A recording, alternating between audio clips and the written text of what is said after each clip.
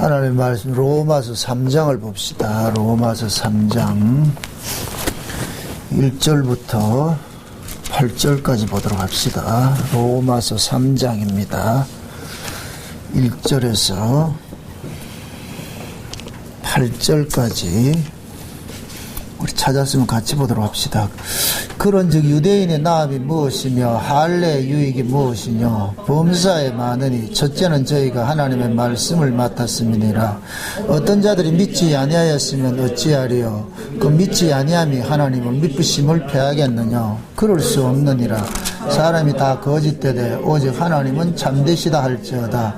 기록된 바 주께서 주의 말씀에 의롭다함을 얻으시고 판단받으실 때 이기려 하심이라 함과 같으니라. 그러나 우리 불의가 하나님의 의를 드러나게 하면 무슨 말하리요?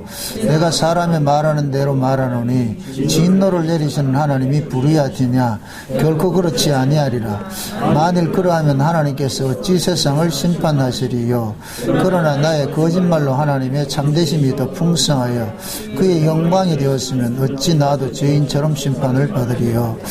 또는 그러면 선을 이루기 위하여 악을 행하자 하지 않겠느냐? 어떤 이들이 이렇게 비방하여 우리가 이런 말을 한다고 하니 저희가 정죄를 받는 것이 옳으니라. 아멘. 기도합시다. 하나님, 유대인들의 나음이 무엇입니까? 그것은 하나님의 말씀을 받은 것이라고 하는데 과연 그것이 그 유대인들 입장에서 참 기쁨이고 복된 소식인가? 그걸 지금 이 시대에 우리의 이야기로 한번 상고해 보기를 원합니다. 우리가 과연 복음을 아는 것이 얼마나 기뻐하고 즐거워하고 있는지, 왜 복음 아는 것이 그것이 복된 것이고 기쁘고 즐거운 것인가, 우리 스스로 한번 점검할 수 있는 시간들이 되게 도와주옵소서. 나는 과연 이 복음 아는 것을 어떤 모습으로 기뻐하고 있는지 한번 잘 살펴보아서 내가 행여 유대인들의 그러한 우를 범하고 있지는 않는지 한번 돌아보는 시간들이 되게 도와주옵소서. 예수님의 이름으로 기도합나이다. 아멘. 지난 시간에 바울이 표면적 유대인하고 이면적 유대인에 대해서 좀 설명을 해서 우리 살펴봤습니다. 표면과 이면이라는 것은 겉으로 된 유대인이 있고 숨겨진 유대인이 있다.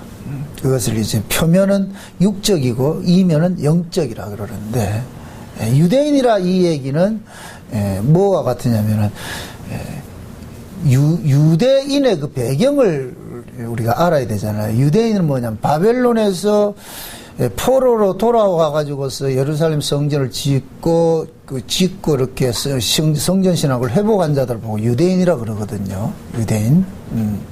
그러니까 그 유대인들은 어떤 의미에서는 이걸 영적인 의미에서 봤을 때는 죽음에서 살아난 자들과 똑같은 거예요. 그래서 그 구약에 보면은 그 북쪽 이스라엘과 남쪽 유다가 있는데 북쪽 이스라엘은 완전히 아수르한테 멸망당해서 동화가 되어버립니다. 그래서 거기에서 혼혈 정책이 일어나가지고서 완전히 이제 이방인들과 결혼을 하고 이렇게 해서 거기서 생겨난 자들이 사마리아인들이라 그랬어요. 그러니까 유대인들 입장에서는 사마리아인들은 변절자이고 그들은 타락한 사람들입니다. 반면에 유대인들은 남쪽 유다는 바벨론의 포로로 잡혀갔지만은 그들이 거기서 믿음을 지키고 다시 돌아왔어요. 그것을 이제 북쪽 이스라엘과 남쪽 유다를 살펴볼 때는 남쪽 유다가 이면적 유대인이 되는 거예요. 북쪽 이스라엘은 표면적 유대인이 돼버리고, 이스라엘을 이 유대인이라고 이렇게 지칭을 할 때 지금 제가 그렇게 이야기하는 거예요. 그러니까 구약의 이스라엘이 한 민족이 있는데 구약의 이스라엘이라는 한 민족이 있는데 그 민족을 가지고서 굳이 영적과 육적으로 나눈다 할 것 같으면 북쪽 이스라엘은 육적 유대인을 상징하고 남쪽 유다는 영적 유대인을 상징한단 말이죠. 그 바울이 지금 이면적 유대인과 표면적 유대인을 이렇게 얘기를 할 때에 실제 바울이 그 말하고자 하는 이 복음을 가지고서 이야기를 하고자 하는 그 대상들이 누구예요? 육적 유대인이에요? 영적 유대인이에요? 복음이 지금 누구에게 들려지는 거예요? 지금 영적 유대인에게 들려지는 것이죠. 그죠? 영적 유대인. 그러니까 지금 바울 입장에서 이야기를 할 때는 이 육적 유대인과 영적 유대인을 이야기를 할 때는 표면적인 유대인인 걸 가지고서 자랑을 하니까 그 자랑하는 자들을 책망하기 위해서 이면적 유대인을 끌고 들어온 거예요. 그럼 바울이 책망하는 그 표면적 유대인들은 누구냐? 조금 전에 제가 북쪽 이스라엘과 남쪽 유다로 생각을 했을 때는 그 구약의 이스라엘을 가지고 배경을 했을 때는 돌아온 남쪽 유다 민족들이 뭐가 되느냐? 영적 유대인이 될 수가 있어요. 그렇단 말이죠. 그런데 지금 바울이 지금 여기서 이야기를 하는 이 이야기는 건 뭐냐면은 육적으로 돌아온 뭡니까? 실제 바벨론에서 포로돼서 성전 신학을 회복하고 있는 이 유대인들이 또 무슨 짓을 하느냐? 뭡니까? 북쪽 이스라엘과 같은 그러한 짓을 하고 있는 거예요. 자기 자랑을 하고 있단 말이죠. 이렇게 생각을 해보세요. 북쪽 이스라엘이나 남쪽 유다나 동일하게 멸망을 받았어요. 이방인에게 멸망을 받았잖아요. 그죠? 그런데 북쪽 이스라엘은 멸망받아가지고 완전히 사라져버렸고 남쪽 유다는 명맥을 유지하고 있잖아요. 그럼 남쪽 유다가 그 유대인으로서의 그 신앙을 유지를 하고 있는 것은 그들의 실력이 하나님 은혜예요. 하나님 은혜죠. 그럼 하나님의 은혜를 보여줘야 될 자들이 지금 현재 바울이 지탄하는 유대인들이란 말이죠. 바울이 지금 이 이야기를 누구에게 하느냐? 그 당시에 율법을 지켜서 스스로 의롭다고 하는 그들을 지금 이야기를 하는 거예요. 그러면 자 보세요. 북쪽 이스라엘이나 남쪽 유다나 모두가 이방인에게 멸망을 당했는데 북쪽 이스라엘은 망했고 남쪽 유다는 돌아온 것은 그들은 그들의 실력으로 돌아온 것이 아니고 하나님의 은혜로 돌아왔잖아요. 그러면은 돌아온 이들에게는 계속해서 무엇이 보여져야 돼요? 은혜가 보여져야 되죠. 하나님의 은혜성이 남아 있어야 되죠. 그죠? 근데 하나님의 은혜성을 남기고 있어야 될 자들이 돌아와서 예루살렘 성전 신앙을 회복을 하고 나가지고서 율법 지킨 걸 가지고 또 자랑을 하고 있단 말이죠. 우리가 율법을 지켰기 때문에 우리는 의로운 자고 율법 지키지 않는 자들은 틀린 자라고 이렇게 하니까 바울이 너희들이 진짜 이면적 유대인일 것 같으면은 어떻게 그따위 짓을 하느냐? 너희들이 율법 지킨 걸 가지고서 그걸 자랑으로 내세울 수가 있느냐? 너희들이 율법 지킨 걸 가지고 자랑한다는 그 자체가 곧 뭐냐? 육적 유대인들이 하는 짓거리다 이 뜻이에요.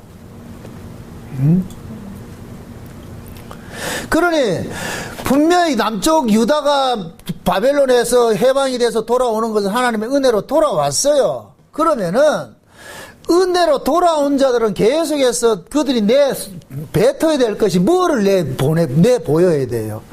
은혜성을 내보내줘야 되잖아요. 보여줘야 되잖아요. 은혜성을. 그럼 그 은혜성이라는 것은 인간의 어떤 그 가치를 가지고서 잘났다 못났다 할 수 있다 없다? 없지요. 설령 자기가 율법을 지켰다 할지라도 그것은 자랑거리다 자랑거리 아니다. 자랑거리가 될 수가 없죠.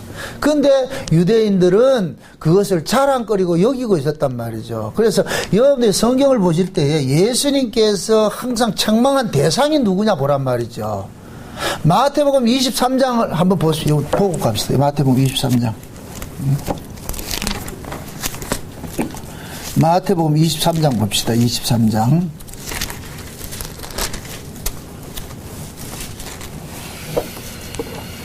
23장 봅시다. 제가 읽습니다. 이에 예수께서 무리와 제자들에게 말씀하여 가라사대 서기관들과 바리새인들이 모세의 자리에 앉았으니 그러므로 무엇이든지 저희의 말하는 바는 행하고 지키되 저희의 하는 행위는 빤받지 말라.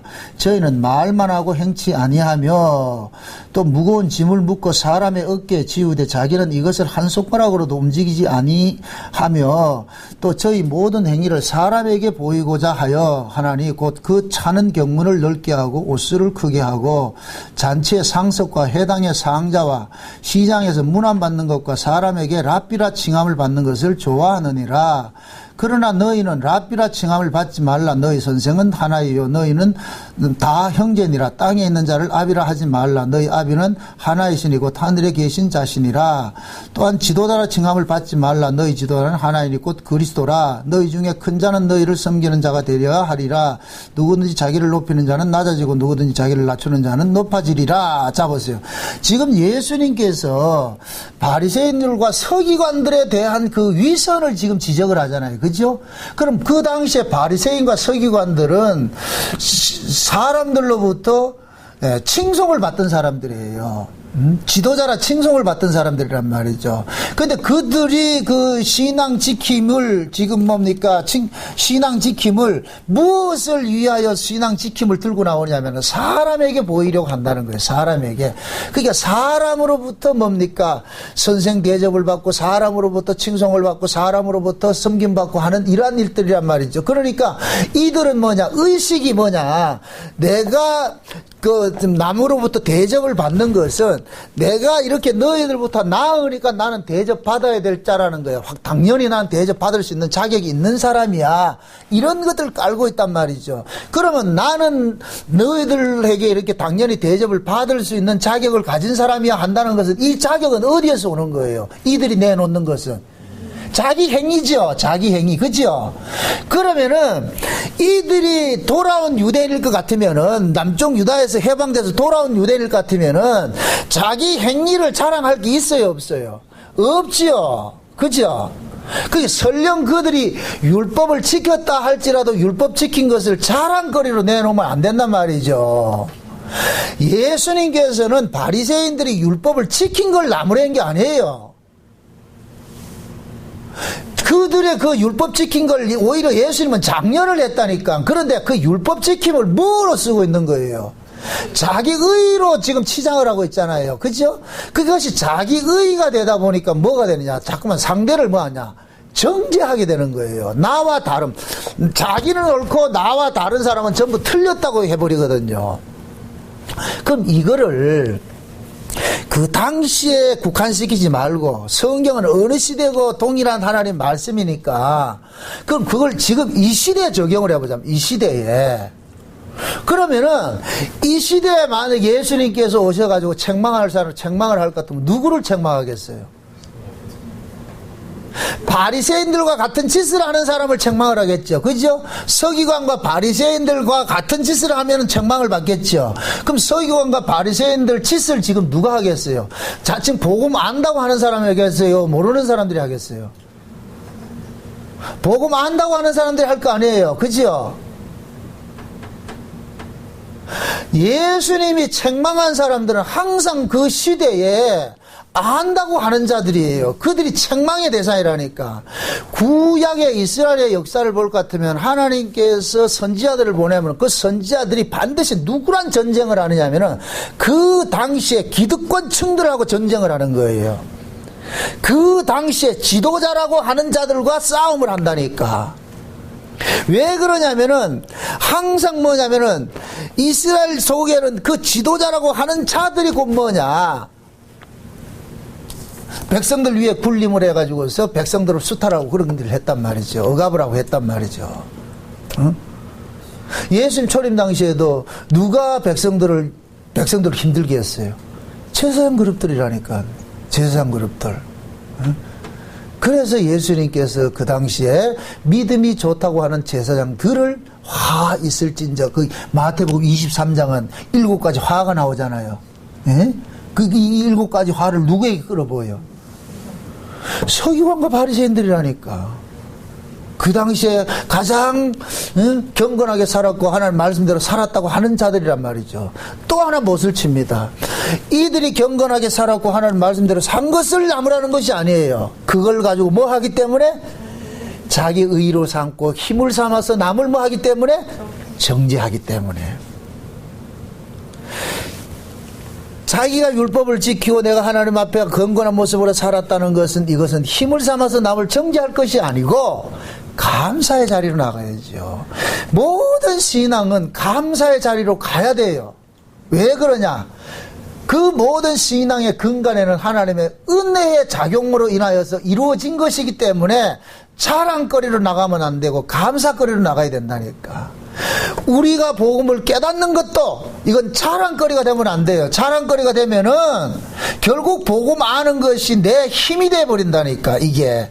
그러면 나 복음 아는 것으로 인하여서 뭐 하냐? 대접받아야 되고 상자에 앉게 된단 말이죠. 응? 이게 우리가 두려워야 될 부분이에요. 그래서 예수님께서 바리새인들을 향하여서 책망하는 그 소리를 지금 우리가 들어야 된다니까, 우리가. 복음 모르는 사람들은 들을 게 아니에요. 복음 모르는 사람들을 자랑하지도 않는다니, 교만 떨지도 않아요. 나 잘난 척 하지 않는다니까, 원래 모르니까. 잘난 척 하는 사람들은 항상 누가 잘난 척이에요? 안다고 하는 사람이 잘난 척 하잖아요. 그럼 아는 것이 나쁜 겁니까? 아니죠. 귀한 거죠. 지금 바울이 그러는 거예요. 유대인의 나음이 무엇이냐? 하나님의 말씀을 받았다는 거예요. 하나님의 말씀을 받았다는. 이건 엄청난 축복이거든요. 여러분도 보세요. 하나님의 말씀을 받았다는 얘기는 이 근원을 아셔야 돼요. 아담과 하와가 범죄하고 나가지고 하나님이 아담을 어디로? 에덴 동산에 쫓아내죠. 아담을 에덴 동산에서 쫓아냈다는 얘기는 하나님이 이제 아담하고 논다, 안 논다? 안 논다는 얘기죠. 나 이제 니하고 안 놀볼 거야. 단절시킨 것이잖아요. 그죠? 그런데 그 하나님이 단절을 시켰을 것 같으면은 아담 입장에서 하나님 앞에 늘 가가지고 문 좀 열어주이소, 문 좀 열어주이소 이럴 것 같으면 그게 문이 열린다. 하나님이 일방적으로 열어줘야 된다. 하나님이 일방적으로 열어줘야 되죠. 그럼 대화의 물꼬는 인간 쪽에서 터야 돼요? 하나님 쪽에서 터줘야 돼요? 하나님 쪽에서 터져야 되죠. 그죠? 근데 하나님께서 아담과 하와가 에덴 동산 쫓겨나가지고 하나님 침묵을 하다가 최초로 나타난 사람이 누구냐면은 노아 홍수 이후에 이 모든 온 세계가 세상에 편만하게 흩어져 있는데 하나님이 침묵 기간이라. 성경에 보면은 하나님께서 침묵하는 기간들이 있다니까요. 응? 예수님 저 뭡니까? 유대인들이 바벨론에서 포로로 잡혀와가지고서 말라기 선지자를 끝으로 해가지고 400년 동안 하나님 침묵 기간이 있다니까. 침묵 기간이. 그러니까 400년 동안의 그 침묵 기간을 깨고서 나타난 사람이 누구냐면 세례 요한이었거든요. 그럼 침묵을 끝내고 이제 나타났다는 얘기는 하나님께서 뭐 했냐? 화해 속을 내민 거예요. 나 이제 너희들을 이제 만나줄게 이거거든요. 그러니까 보세요. 유대인의 축복이 뭐냐? 노아 이후로 하나님께서는 침묵을 하고 계셨어. 성경의 이 사관을 봤을 때 침묵을 하고 계셨다가 누구를 찾아가느냐? 아브라함을 찾아간단 말이죠. 아브라함을 찾아갔다는 얘기는 이제 하나님께서 아브라함에게 뭐를 내미느냐? 화해의 손길을 내민 거예요. 이제 대화 좀 하자. 문 잠궈놨다 문 열어놓은 거예요. 응? 만약에 예를 들어서 집에 말이죠. 아가 속 썩여가지고서 확 쫓아내라고 문 잠궈버렸어. 잠궈놨는데 보니까 1시간 지나서 와가지고 문 열으니까 잠겨있어. 아, 우리 엄마 화가 났구나. 아직까지 화가 안 풀렸구나. 2시간 나왔는데도 아직까지 문이 잠겨있어. 그럼 안 풀렸구나. 한 4시간 지났는데 보니 문이 열렸다. 그 소리는 뭐예요? 이제 들어와도 된다 이 소리잖아. 이제 화가 풀렸다. 내가 이제 이야기 해줄게 이 소리잖아요. 그죠? 지금 하나님께서 아브라함을 찾아왔다는 얘기는 뭐예요? 하나님께서 이제 화해의 문을 열어줬다는 거잖아요. 그럼 이스라엘의 조상이 누구예요? 유대인이잖아요. 아브라함이잖아요. 그죠? 그러니까 아브라함에게 하나님의 말씀이 주어졌다는 얘기는 이제는 뭡니까? 그동안에 닫혀졌던 하나님과의 관계가 단절됐던 그 단절된 것이 지금 대화의 물꼬가 열린 거예요. 꼭 지금 남북 관계가 똑같잖아요. 지금 남북 관계 대화가 끊겼잖아요. 그죠? 그러다가 한쪽에서 문을 열 것 같으면 이제 대화의 창구가 열리듯이 하나님께서 유대인에게 비로소 뭐를 줬느냐? 대화의 문을 열어준 거예요. 대화의 문을. 그럼 자 보세요. 하나님께서는 유대인에게만 대화의 문을 열어줬느냐? 그 쌓이는 건 뭐냐? 이제 인간에게 하나님께서는 화해를 하겠다는 시도라. 그게 유대인은 대표로 서 있는 거예요. 모든 인류를 대표로 해서 있다니까. 이해되죠? 그래서 원래 하나님께서 구원하고자 하는 자는 유대인이 아니에요. 온 세계에 흩어져 있는 유대인이라. 아, 이 말이 또 어렵다. 이 말이 온 세계에 흩어져 있는 유대인이란 얘기는 저 육적 유대인을 이야기하는 것이 아니고 유대인은 곧 뭐라 그랬어요? 아까 제가 바벨론 포로에서 돌아온 사람이 유대인들이라 그랬잖아요. 이 사람들은 죽음에서 살아난 사람과 같은 거예요. 다시 말해서 하나님께서 죄와 사망 가운데서 건져낸 사람들을 유대인이라 그러는 거예요. 쉬운 얘기로. 이해되죠? 그게 온 세계에 흩어져 있는 유대인은 곧 누구냐? 죄와 사망 가운데 건져진 사람들이 유대인이 되는 거예요. 그래서 이 사람들이 누구냐? 이면적 유대인이라 그러는 거예요. 이면적 유대인이라 그런단 말이죠. 그러면은 하나님께서는 이면적 유대인들에게 보여줄 것을 표면적 유대인들에게 말씀을 준 것으로 나타난 거예요. 그러면은 유대인들의 특권은 뭐냐? 하나님의 말씀을 받았다. 지금 바울이 그러는 거예요. 유대인들이, 자, 이 바울이 왜 이런 얘기를 하냐면은, 바울이 그러잖아요. 하나님 앞에서 율법을 지킨 자나 안 지킨 자나, 할례를 받은 자나 안 받은 자나 똑같은 놈이다. 그렇게 이야기를 하니까 유대인들이 발끈하는 거예요. 그럼 우리는 할례 받았고 우리가 율법을 지켰는데, 그러면 우리가 이방인보다, 이방인하고 똑같을 것 같으면 그럼 우리가 이런 거 한 건 뭐냐? 이렇게 얘기를 하는 거예요. 그러니까 바울이 하는 얘기가, 너희들이 할례의 의미도 모르고 율법의 의미도 모르면서 그따위 짓을 하니까 율법 지키나 안 지키나 똑같다 그러는 것이지. 왜 율법을 줬고 할례를 왜 줬느냐? 그 할례 의미도 모르고 율법의 의미도 모르면서 그걸 자랑하고 있으니까 그 받은 놈이나 안 받은 놈이라면 똑같다고 내가 말하지 않느냐?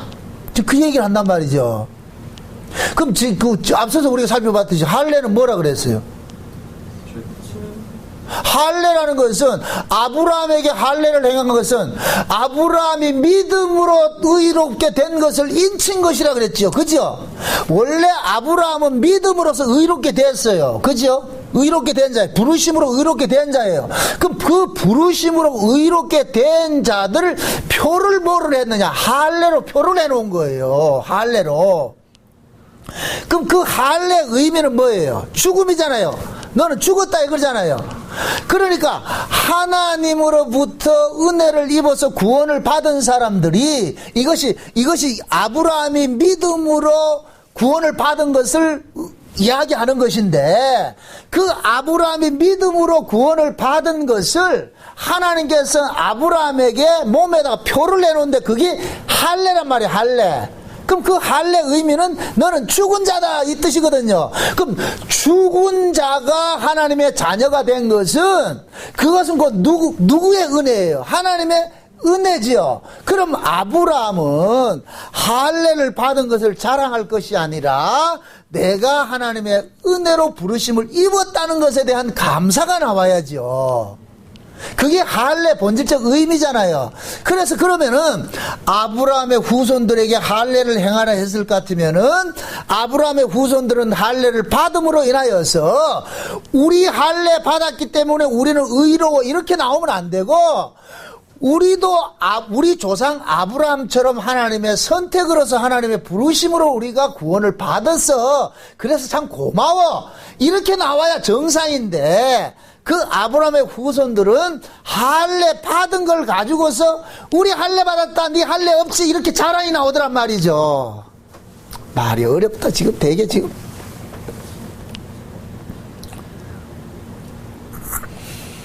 그게 할례는 네 자랑하라고 할례를 받으라는 게 아니고, 응? 내가 이렇게 하나님 앞에 은혜를 입었습니다, 이렇게 부르심을 입었습니다 하는 것을 드러내기 위해서 할례를 행했단 말이죠. 그런데 유대인들은 그 할례를 뭘로 자랑하느냐? 자기들 자랑거리로 삼고 있는 거예요. 자랑거리로. 율법도 마찬가지예요. 율법을 준 것은 너희들이 하나님의 자녀라는 것을 인치기 위해서 율법을 준 거예요. 그게 할례나 율법이나 똑같은 의미가 있어요. 할례도 뭐예요? 선택으로서 부르심 입은 자에게 할례를 행하게 했잖아요. 그죠? 그럼 율법도 누구에게 줬어요? 출애굽한 자에게 율법을 줬잖아요. 그죠? 그럼 율법을 받았다는 얘기는 뭐예요? 너는 하나님의 백성이야 이 뜻이잖아요. 그러니까 율법을 받았다는 얘기는 내가 하나님이 나를 인정해 주는구나. 하나님께서 나를 인정했구나. 그 뜻으로 우리가 율법을 받아야 되잖아. 율법을 받을 때. 근데 유대인들은 그걸 그렇게 생각을 하지 않은 거예요. 율법을 가지고 참 자랑거리로 삼더란 말이죠. 자랑거리로. 하나님은 율법을 자랑거리로 준 것이 아닌데 하나님께서 너희들을 이렇게 은혜로 구원을 했다는 것을 드러내기 위해서 율법을 줬는데 유대인들은 율법 가지고서 자랑하더란 말이에요. 그러니까 바울이 그러는 게 화가 나가지고서 네가 율법을 가지고 자랑하는 걸 보니까 하나님이 율법을 왜 줬는지를 모르니까, 그러니까 그 율법을 왜 줬는지를 모를 것 같으면은 네가 율법을 받았다 안 받았다 이걸 자랑해봐야 받은 놈이나 안 받은 놈이나 똑같다는 얘기예요. 우리가 예수를 믿습니다. 그러면 보세요.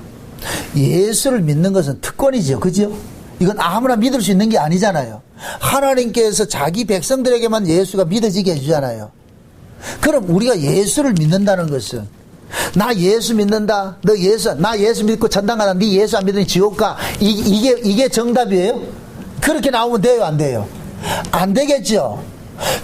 어쩌자고 나는 예수가 믿어지는 거, 저 사람은 안 믿어지는데, 나도 원래 안 믿어져야 정상인데 내가 지금 예수가 믿어지고 있어야 세상에 놀랍고 놀라워라. 이거 너무 고맙고 감사할 일이죠. 이렇게 될 것 같으면 예수 안 믿는 사람을 우리가 무조건 자식들 못된 놈들 이렇게 깔볼 거예요.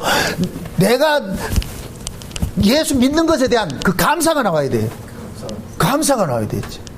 이걸 알면은 안 믿는 사람을 우리가 깔볼 수가 없어요. 오히려 그 사람들한테 사랑의 빚진 자가 되어버린다니까. 요셉이 아버지로부터 색동저고리 옷을 입었지, 채색 옷을 입고 있었죠. 그죠? 채색 옷을 입고 있었을 것 같으면은 요셉은 채색 옷 입은 걸 가지고서 지는 뻐기면서 나는 채색 옷, 에이 그 형님들은 채색 옷도 못 입고 이렇게 하면 돼요 안 돼요? 안 되겠죠? 채색 옷을 입었다는 얘기는 아버지로부터 지금 편애를 받고 있잖아요. 그죠? 편애를 받고 있을 것 같으면은 형제들에게 나 아버지로부터 편애받고 있다 이렇게 자랑하면 안 된다니까. 미안해 형, 나만 사랑받아가지고 형님들한테 다 이 옷 입어야 되는데 아버지가 나만 사랑해줘서 형님 진짜 미안해요, 죄송해요, 이래 나와야 된다니까. 그래서 요셉이 뭐하냐, 자기를 버린 형제들을 용서할 수가 있는 거예요. 이해되죠? 우리가 하나님으로부터 하나님의 자녀로 선택을 입었어요. 그죠? 세상 사람들로부터 우리만 이렇게 빼내심을 입었잖아요. 그죠? 그렇게 했을 것 같으면 우리는 저 세상 사람들한테 뭐가 되냐, 빚진 자가 되는 거예요. 미안한 생각이 들어야 된다니까. 똑같이 놀다가, 세상에서 똑같이 놀다가 하나님께서 여러분 하나 데리고 왔다니까. 응? 몽땅 다 놀고 있는데 하나님께서 한 사람 딱 불러가지고서 데리고 갔어. 그럼 데리고 간 사람한테 말이죠, 뷔페 음식을 차려놔놓고 혼자 먹으라 그런다. 이쪽에는 굶고 있는데. 그럼 나는 뷔페 먹으면서 아이고 못난 놈들 이렇게 하면 안 된다니까. 어떻게 난 너한테 그 뷔페 음식을 주냐? 쟤들 못 얻어먹지 못하고 있는데. 그럼 뭐하냐, 불쌍한 마음이 들어야죠. 긍휼의 마음이 들어야죠. 응? 그래서 사도 바울이 그러잖아요. 나는 모든 사람에게 빚진 자라 그러잖아요. 유대인이나 헬레나 따지지 않고 자기는 빚진 자라 그러잖아요. 왜 그래요? 자기도 원래 그런 걸 뭡니까 저주 받아야 되는데 거기서 자기가 예수님이 어쩌자고 예수님이 자기를 찾아왔냐 말이죠. 응? 이게 구원받은 사람들의 자세란 말이죠. 근데 바울 당시에 유대인들은 그게 없었어. 나 율법 받았다, 나 할례 받았다, 이것만 자랑하고 있는 거예요. 응? 그래서 바울이 그러는 거예요. 유대인들의 특권이 얼마나 큰 특권인데 하나님께서 그동안에 문 걸어 잠궈 놓고 한 번도 만나주지 않았는데 이제 유대인들에게 하나님께서 손님이라 가지고서 이렇게 편지를 줬다, 이렇게 만나줬다, 복음을 줬다, 하나님 말씀을 줬다 이럴 것 같으면은 유대인들은 엄청난 복을 받은 거예요. 복을 받은 거. 이제부터는 봅시다. 이제 이렇게 될 것 같으면 이제부터는 이 유대인들은 뭐가 되냐, 하나님의 말씀을 받았기 때문에 모든 세상 사람들에게 복의 민족이 되는 거예요. 아브라함이 복의 조상이라 그러죠. 아브라함이 복을 준다는 얘기 아니에요. 하나님께서 그동안에 인간들과 상종하지 않았는데 아브라함에게 나타나서 손 내밀었잖아요. 그럼 이제부터는 그 아브라함이 누구의 메신저가 되느냐면 하나님의 메신저 역할이 되는 거예요. 메신저 역할이 되는 거예요. 그 아브라함이 하나님의 메신저 역할을 하는 이것을 곧 뭐냐? 복의 조상이라 그런다니까. 복의 조상, 복의 근원이라 그런다니까. 하나님께서 아브라함이라는 한 사람을 통해서 이제는 사람들을 만나기로 작정을 한 거예요. 작정. 그래서 아브라함을 축복하는 자에게 축복을 하고 아브라함을 저주하는 자가 하나님을 저주한다 그러는 거예요. 그럼 하나님이 아브라함이라는 한 사람을 통로로 내세운 거잖아요. 그럼 아브라함은 내가 사람들로 하여금 하나님을 만날 수 있는 통로가 됐다는 것에 대한 엄청난 뭐를 입고 있는 거예요. 혜택을 입고 있는 것이죠. 그죠? 혜택을 입고 있는 것이죠. 그건 아브라함이 잘나서가 아니고 하나님이 일방적으로 아브라함을 찾아가서 그렇게 했잖아요. 그럼 아브라함은 내가 복의 조상이니까 날 자랑해. 너희들 날 알아줘. 이렇게 하면 안 된다니까. 하나님이 날 안 찾아오고 니한테 찾아왔을 것 같으면 니가 복의 조상 되는데 하나님이 날 찾아왔네. 그러니까 아브라함은 어떻게 되느냐? 내가 복의 조상된 것을 자랑할 것이 아니라 고맙고 감사해야 되죠. 다른 사람들에게. 그게 구원을 받은 사람들의 빚진 자의 모습이라니까. 구원받은 사람들에게. 자, 예수님께서 이 비유를 합니다. 탕감받은 종의 비유를 합니다. 1만 달란트 탕감받은 종의 비유를 하잖아요. 지금 보세요. 어떤 사람이 빚을 졌어. 왕에게 빚을 졌어. 거기서 왕은 누구를 상징하느냐? 하나님을 상징해요. 1만 달란트를 빚진 자가 있어요. 1만 달란트. 그러면은 그 1만 달란트 빚진 사람은 그 사람만을 말하는 것이 아니라 모든 인간들이 다 1만 달란트 빚진 자들이에요. 빚진 자들이라고. 다 1만 달란트 빚진 자들인데 하나님께서 그 한 사람을 탕감을 해줬어요. 그 사람 불러가지고 빚 없어. 나머지 사람들 다 탕감 못 받고 있어. 그 사람만 탕감 받았어요. 그죠? 그럼 그 탕감 받은 그 사람은 진짜 다른 사람이 탕감 받지 못했는데 내가 그 빚을 탕감 받았다 할 것 같으면 어떤 자세가 돼야 돼요? 세상에 내가 어쩌자고 이 탕감 받았어. 그럴 것 같으면은 그 탕감 받은 것이 자기 안에서 진짜 하나님의 은혜로 탕감 받은 것을 안달 것 같으면은 자기 주변에 있는 사람에게 100데나리온 빚진 사람을 감옥에 가둬야 됩니까? 용서를 해줘야 됩니까? 당연히 탕감해주고 용서를 해줘야 되죠. 그래야 내가 왕으로부터 1만 달러들 탕감받은 것이 그 기쁨이 자기 안에서 지금 뭡니까? 감사로 나타나는 것이 돼버리잖아요. 근데 이 사람은 1만 달러한테 분명히 탕감 받아놨는데 100데나리온을 어떻게 합니까?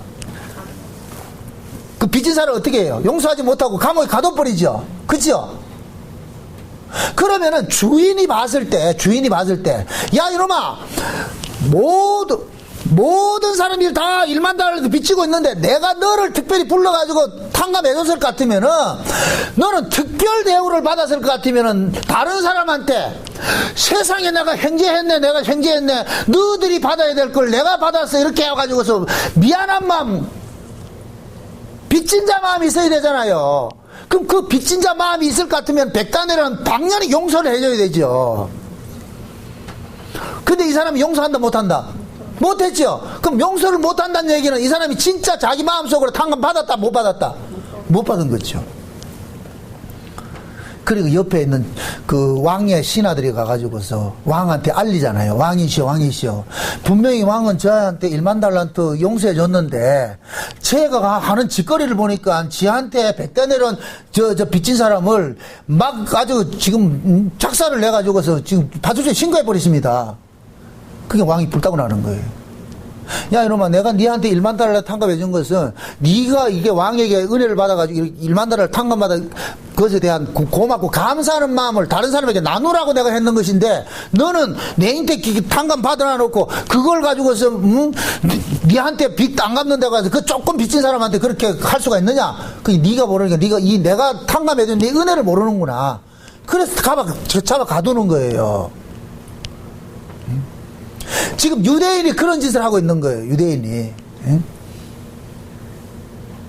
그 어떤 어떤 민족이 하나님의 음성을 들었고 그 어떤 민족이 하나님의 말씀을 받은 사람이 누가 있느냐 말이죠. 하나님께서 오로지 유대인들에게만 말씀을 줬고 하나님께서 만나줬을 것 같으면은, 그러면 유대인들은 어떤 자세가 되어야 되느냐, 온 세계 사람들 속에서도 빚진 자가 되야지. 빚진 자가 세상에 우리만 하나님 만났어. 세상에 에?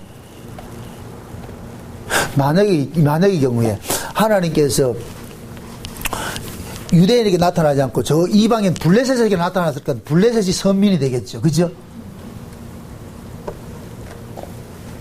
저를 비교하자고. 제가 이렇게 목사가 된 것은 왜 중이 안 되고 내가 목사가 됐을까?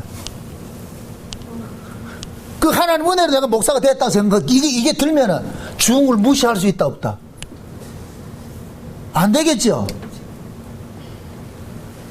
내가 목사 되고 하는 것은 이건 내 능력이 아니잖아요. 그죠? 하나님 은혜로 됐잖아요. 그럴 것 같으면은 목사 아닌 저 중들을 가지고서 아이고 나 중들 이렇게 하면 안 된다니까.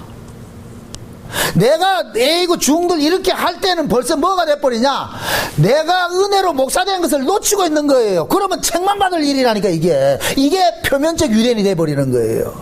하나님 은혜를 모르고. 그래서 바울이 뭐냐, 하나님의 말씀으로 살고 있는 그들, 말씀대로 살고 있는 그 자기 동족들, 그 유대인들을 뭐 하느냐, 너희들이 받은 특권이 너무나도 귀한 것인데 이 특권을 잘못 사용하고 있으니까 거기에 대해서 나무래는 거예요. 나무랜다니까. 왜 그 귀한 걸 가지고서 너희들은 그렇게 엉터리같이 사용하고 있느냐, 욕먹는 짓을 하고 있느냐, 욕먹는 짓을 하고 있느냐. 만약에 유대인들이 하나님의 백성, 하나님의 선민이라는 것을 그걸 가지고서 이방인들에게, 야, 참 우리가 어쩌다 보니까 하나님께 이렇게 은혜를 입었는데 이 은혜 입은 것이 너무나도 고맙고 감사하다 해가지고 이방인들에게 자기들이 빚진 자 모습을 이렇게 했을 것 같으면은 바울이 이런 욕을 안 하지요. 이거는 2000년 전에만 국한된 이야기가 아니라 지금 이 시대 우리 이야기라니까. 우리 이야기. 예? 우리가 지금 복음을 안다는 것이 얼마나 귀한 거예요. 여러분들이 창세된 언약이 들려진다는 것이 이건 놀라운 사건이에요. 놀라운 사건이라니까. 이 놀라운 사건은 왜 하필 하나님께서 우리에게 들려지게 해줬을까? 다른 사람은 못 듣는 걸 왜 우리에게 들려줬을까? 그럼 그때부터 어떻게 해야 되느냐? 나 들었다, 니 못 들었지? 이러면 안 된다니까. 웬 눈입니까? 웬 사랑입니까? 하나님, 내가 복음이 들려진다는 얘기는 이게 엄청난 은혜를 입고 있군요. 그러니까 우리는 뭐냐? 복음의 빚진 자가 되는 거예요. 빚진 자가. 사도 바울이 보세요. 다메섹으로 가다가 그 당시에 다메섹에 공문을 받아가지고 사람들 잡으러 가고 이럴 것 같으면은 그 당시 어떤 사회적인 배경이 최소한 한 30명씩 가졌다는 거예요. 30명씩 이렇게 집단이 돼서 무리가 돼서 그렇잖아요. 상대를 제압하러 갈 것 같으면은, 여러분들 저 영화 같은 데 볼 것 같으면은 이쪽에 조폭이 저쪽 조폭을 치러 간다 그 같으면 혼자 가겠어요? 떼거리를 다 데리고 가겠어요? 떼거리를 데리고 가겠죠. 그럼 바울이 예수의 일을 잡으러 다닐 이 당시에는 지금 뭡니까?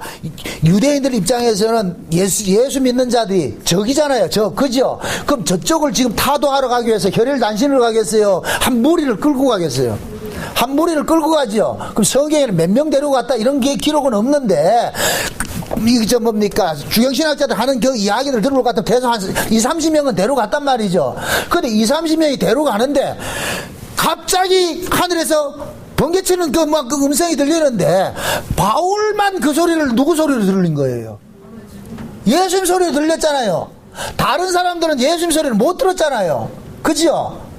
똑같은 소리를 들었는데 바울에게만 예수님의 음성으로 들리고 다른 사람에게 천둥 소리를 들렸을 것 같으면은 바울은 어떻게 해야 되느냐?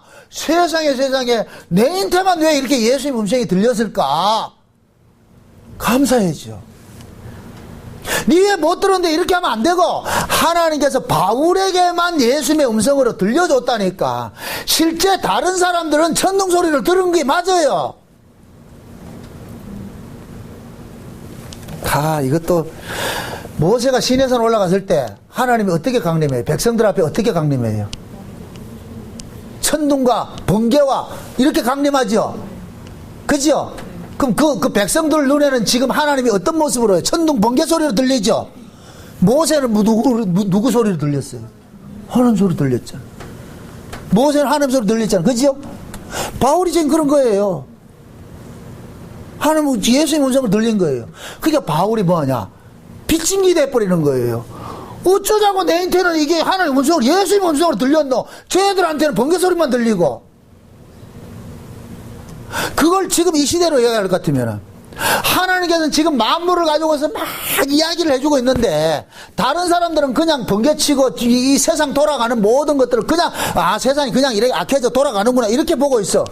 그런데 우리는 이 세상 돌아가는 이 모든 것을 통해 가지고 무엇을 듣느냐? 하나님의 음성을 듣고 있잖아요. 얘들아 이제 세상 끝이 다 돼간다. 내가 올 때가 가까이 왔다. 이렇게 지금 들리잖아요. 예수님 마태복음 24장에 볼 것 같으면은 처처의 기근과 지진과 온역과 이런 일들이 일어나서 이것을 보고 뭐라 그래요? 두 자로 징조라 그러잖아. 징조. 이런 일들이 일어나거들랑 너희 구속이 가까웠다 이렇게 보라 그러잖아요. 하나님 예수님이 문 앞에 이르렀다 이렇게 보라 그러잖아요. 그러면은 예수님의 제자들은 예수님께서 여러 가지 전체적 이 천재지변을 통하여서 말씀하고 있다는 이 사실을 제자들은 알아먹을까요? 뭐 알아먹을까요? 알아먹지요. 일반인들에게는 천재지변으로만 보이지만은 제자들에게는 천재지변이 보이는 게 아니고 누구의 음성으로 들리는 거예요? 예수님의 음성으로 들리는 것이죠. 예수님이 오신다는 사인으로 들리는 것이죠.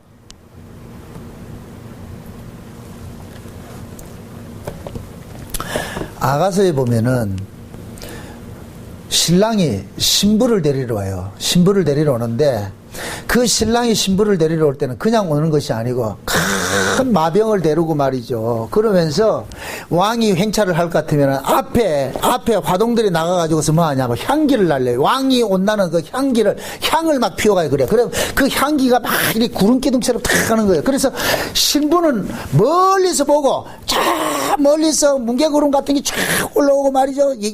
쉬운 얘기로 먼지가 끼고 구름이 쫙 향이 구름처럼 이렇게 올 것 같으면 신랑 오는구나. 우리 신랑 오는구나. 그래서 그 모습을 보고서 신랑을 기다린다는 거예요. 신랑을. 다른 사람들은 그냥 뭐 구름 낀네 이래 생각한다니까. 그냥 구름 낀네 생각하는데 신부는 그 구름을 보고서 누구 오는 소리를 듣는다? 신랑 오는 소리를 듣는 거예요. 우리가 지금 그렇잖아요. 만물을 통해서 지금 하나님께서 이야기를 하고 있는데 그 이야기하고 있는 것들은 우리는 그냥 만물에 일어난 일로 보는 것이 아니고 예수님이 곧 오시겠구나 하는 사인으로 지금 보고 있잖아요. 그래서 예수님께서 징조라 그러는 거예요. 징조를 다른 말로 세메이온이라고 그러는데 세메이온은 사인이에요. 사인. 여러분들 야구할 때 볼 것 같은 포수하고 이렇게 하잖아요. 이거 그죠? 그건 아무나 아는 게 아니잖아요. 알 사람은 알잖아요. 그럼 신자는 뭐냐? 세상에 일어나는 것을 통해 가지고서 우리는 뭐냐? 주님이 오시는 사인으로 보는 거예요. 징조로 보는 거예요. 그래. 그러니까 이 징조를 사인을 아는 우리가 얼마나 큰 특권을 받았냐 말이죠. 은혜를 받았냐 말이죠. 응? 그럼 우리는 어떻게 해야 되느냐? 이 특권 받은 것을 가지고서 서비스 정신으로 살아야 되는 거예요. 주변의 사람들에게 빚진 자로. 그래서 복음은 항상 뭐 하느냐? 자랑거리로 나타나면 안 되고 감사거리로 나타나고 남을 섬기는 쪽으로 나타나야 되는 거예요. 그래서 은혜를 많이 받으면 받을수록 그 사람은 점점 뭐 하느냐? 자기는 사라져. 내 자랑거리는 사라져. 우리는 복음을 안다는 건 엄청난 특권을 받았어요. 지금 창세전 언약이 깨달아졌다는 건 놀라운 이 은혜를 잊고 있어요. 그럼 이 놀라운 이 은혜를 잊고 있는 이것을 가지고서 남에게 우월의식 가져가지고서 나는 아는데 네 모르지 이렇게 자랑거리를 가면 안 되고 세상에 어쩌자고 이 성경이 전체가 이렇게 언약으로 보여집니까? 들려집니까? 그럼 우리는 뭐냐? 말씀을 대할 때마다 늘 어떤 마음이 되냐? 겸손한 마음으로 감사하는 마음으로 나와야지. 그래서 여러분들이 신앙생활이 예수 믿는 자체가 감사의 자리로 나가야 되는 거예요. 겸손의 자리로, 고마움의 자리로. 하나님 어쩌자고 내가 예수가 믿어집니까? 믿어지게 해준 그 은혜 감사합니다. 그게 유대인들이 하나님의 말씀을 받은 특권인 거예요. 특권. 이 특권을 빼앗기지 마시라고.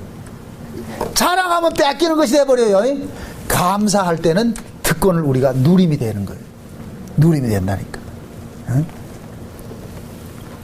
그래서 바울이 로마서를 통해 가지고서 유대인들을 책망하는 것은 그들이 미워서가 아니라 그들의 정체성을 알려주는 거예요.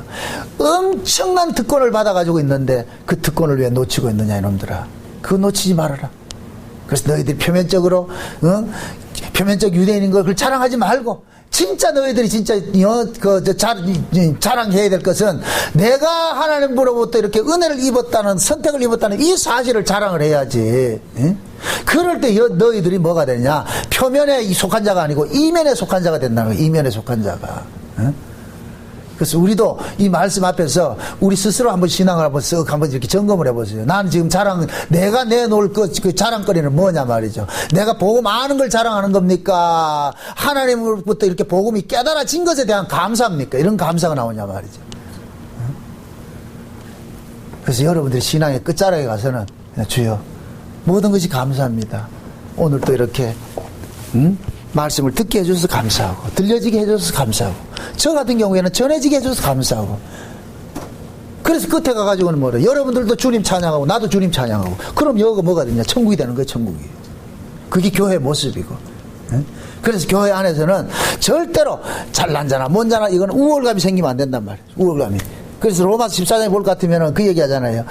교회 안에서는 어떤 사람은 단단한 거 먹을 사람이 있고 어떤 사람은 젖을 먹는 사람이 있고 단단한 거 먹는 사람이 젖 먹는 사람을 나무랄 것도 못 되고 그래서 한 사람이 이 세움을 입고 한 사람이 넘어짐을 하는 것은 그 주인에게 달린 것이니까 우리가 따지지 말라 그러는 거예요. 그러니까 항상 여러분들이 내가 깨달아진 이 복음에 인해 가지고 이 복음이 나로 하여금 하나님의 그 은혜의 자리에 나아가서 감사의 자리로 나아갈 때 여러분들 복음을 제대로 이해를 하고 있는 것이고 그럼 여러분들이 이면으로 사는 것이고 아니면 아는 그것을 가지고서 여러분들이 치장전적을 같으면은 마태복음 23장에 그런 그 우를 지금 우리가 당하게 된다니까. 화 있을진저 돼버린다니까. 부디 여러분들이 알고 있는 그 복음이 여러분들 앞에 감사거리로만 남으시기를 주 여러분 축원드립니다. 기도합시다. 아버지 하나님 감사합니다. 표면과 이면이라는 것이 참 종이 한 짝과 차이 같은데 결국 이것이 내 자랑거리로 남느냐 주님의 자랑거리로 남느냐 이 싸움입니다. 우리가 복음을 아는 것은 이것은 내 능력이 아니라 하나님의 은혜인 것을 고백합니다. 그러므로 내가 복음 안다는 것을 자랑할 것이 아니라 감사하는 자리로 나아가게 하시고 복음 모르는 그들에게 그들을 정죄하고 판단할 것이 아니라 그들에게 내가 서비스하는 자리로 나아갈 수 있는 그런 마음들 갖게 도와주시옵소서. 예수님의 이름으로 기도합나이다. 아멘.